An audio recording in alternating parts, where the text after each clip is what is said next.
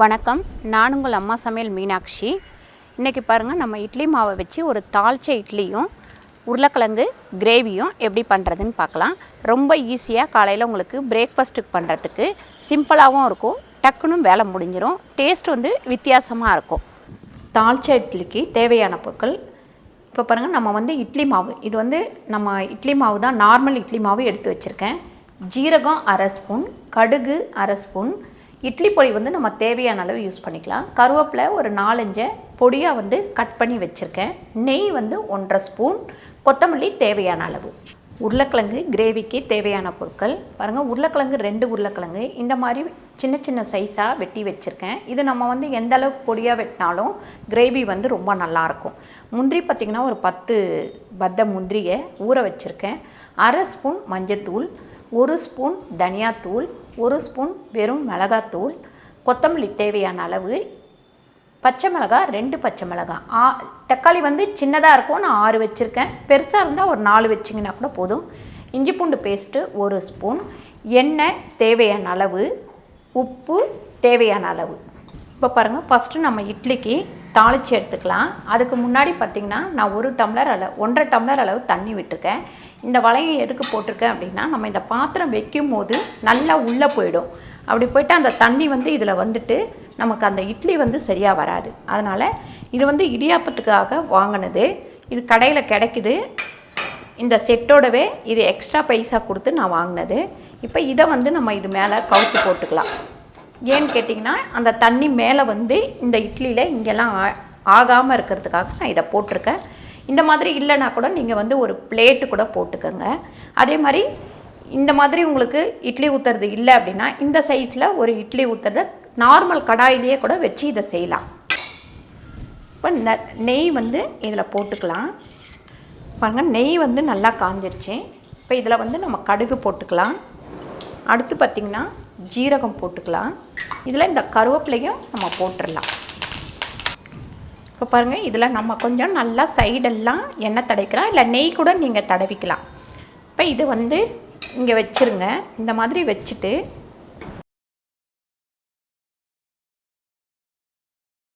அதுக்கு மேலே இந்த இட்லி பொடியை போட்டுருங்க.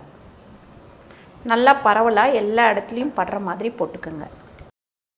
இது பாருங்கள், நம்ம இந்த கிரேவி சட்னி எதுவுமே இல்லைனாலும் இதை நம்ம நல்லா இப்படியே கூட கட் பண்ணி வச்சு சாப்பிட்டுக்கலாம். அப்படியே நம்ம அந்த வாசனை பாருங்கள், இந்த தாளித்து போட்டுட்டு போடும்போதே நல்லா சூப்பரான ஒரு வாசனை வரும். இப்போ இதில் இட்லி மாவை ஊற்றிக்கலாம். தண்ணி கொஞ்சம் நல்லா கொதிக்கும் போது இந்த மாதிரி ஊற்றி வச்சிங்க அப்படின்னா இட்லி உங்களுக்கு ஒரே மாதிரி நல்லா வெந்துடும். இப்போ இதுக்கு மேலேயும் நம்ம கொஞ்சம் இட்லி பொடி போட்டுக்கலாம்.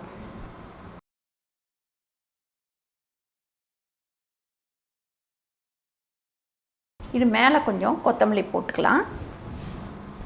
அதே மாதிரி தாளிச்சதை இது மேலே கொஞ்சம் ஊற்றிடலாம். பாருங்கள், மறுபடியும் இது மேலே கொஞ்சம் மாவு விட்டுக்கலாம். ஒரு 2 பேருக்குனா இது ஒரே ஒரு ஈடு ஊற்றினா கூட போதும். குழந்தைங்களுக்கு டிஃபன் பாக்ஸுக்கு லஞ்சுக்கு கூட இதை நீங்கள் கட்டி கொடுத்தனுப்பலாம். சூப்பராக இதை கட் பண்ணி கொடுத்தமிச்சிங்கன்னா அழகாக குழந்தைங்க கடித்து நல்லா சாப்பிட்டுடுவாங்க. இப்போ இந்த மீதி இருக்கிற இந்த தாளிச்சதை எடுத்து அழகாக அது மேலே போட்டுருவோம். இப்போ இதை நம்ம மூடிடுவோம். ஒரு 15 நிமிஷம் இந்த இட்லி வேகிறதுக்கு ஒரு 15 நிமிஷம் ஆகும். இப்போ நம்ம இந்த கடாயை வச்சு கிரேவியை ரெடி பண்ணிக்கலாம் இட்லி வேகிற வேலைக்கு. இப்போ பாருங்கள், நம்ம கிரேவிக்கு ஒரு 4 ஸ்பூன் அளவு எண்ணெய் போட்டுக்கலாம். இப்போ எண்ணெய் கொஞ்சம் நல்லா காயட்டும். பாருங்கள், இந்த எண்ணெய் காஞ்ச உடனே இந்த உருளைக்கிழங்கை ஃபஸ்ட்டு போட்டுக்கலாம். நம்ம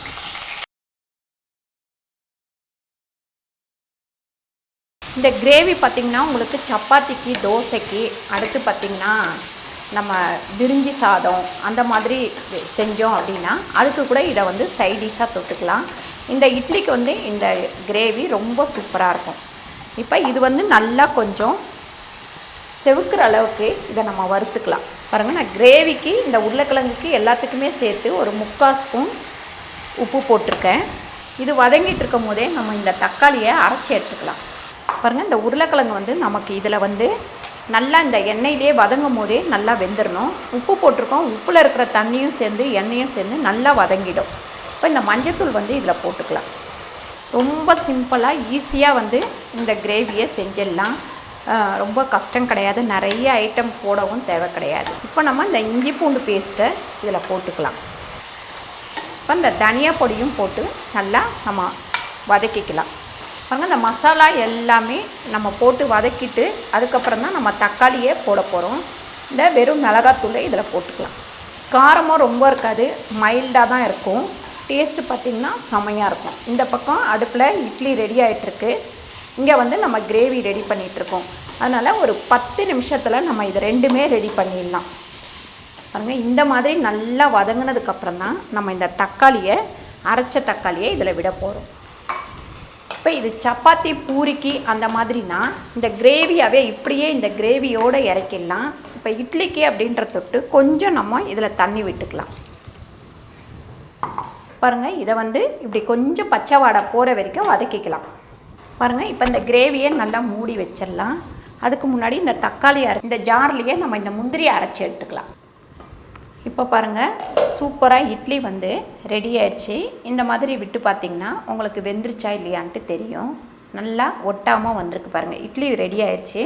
இப்படியே கொஞ்சம் நேரம் வந்து இது ஆறின உடனே நம்ம எடுத்தால் தான் சூப்பராக இட்லியை கட் பண்ணி எடுக்க முடியும். பாருங்கள், இந்த கிரேவி நல்லா எண்ணெய் தெளிஞ்சு சூப்பராக ரெடி ஆகிட்டுருக்கு. இதில் நம்ம அரைச்ச இந்த முந்திரி தண்ணி விட்டு கொஞ்சம் அரைச்சி வச்சுருக்கேன், இதை விட்டுக்கலாம். இங்கே முந்திரிக்கு பதில் தேங்காய் கூட கொஞ்சம் அரைச்சி விட்டுக்கலாம்.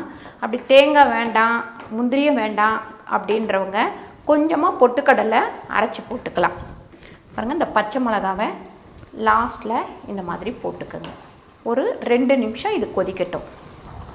பாருங்கள், சூப்பரான ஒரு உருளைக்கிழங்கு கிரேவி ரெடி ஆயிடுச்சு. இதை இப்போ நம்ம வந்து அடுப்பை ஆஃப் பண்ணிவிட்டு பரிமாறலாம். இதில் கொஞ்சம் நல்லா கட் பண்ணி வச்சுருக்கிற இந்த கொத்தமல்லியை இதில் போட்டுக்கலாம். இந்த வீடியோ உங்களுக்கு பிடிச்சிருந்தா லைக் பண்ணுங்கள், ஷேர் பண்ணுங்கள், சப்ஸ்கிரைப் பண்ணுங்கள், ஃபேஸ்புக்கில் ஷேர் பண்ணுங்கள், மறக்காமல் கமெண்ட் பண்ணுங்கள். நன்றி, வணக்கம்.